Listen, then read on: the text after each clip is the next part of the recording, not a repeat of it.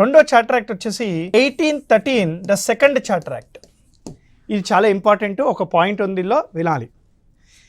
1813 charter act ద్వారా east India company యొక్క trade మోనోపోలీని ఇండియాలో ఎండ్ చేశారు. అంటే బ్రిటిష్కి సంబంధించిన వేరే బిజినెస్ ఎంటర్ప్రైజెస్ ఇప్పుడు ఇండియాకు వచ్చి ఇండియాలో కూడా వ్యాపారం చేసుకోవచ్చు. ఖచ్చితంగా ఈస్ట్ ఇండియా కంపెనీ యొక్క ట్రేడ్ మోనోపోలీ అనేది ఉండాలని లేదు. అది 1793 ద్వారా 20 years ఈస్ట్ ఇండియా కంపెనీ యొక్క ట్రేడ్ మోనోపోలీ పెంచారు. ఈ ఈస్ట్ ఇండియా కంపెనీ యొక్క ట్రేడ్ మోనోపోలీ అనేది 1813 చట్టం ద్వారా పోయింది.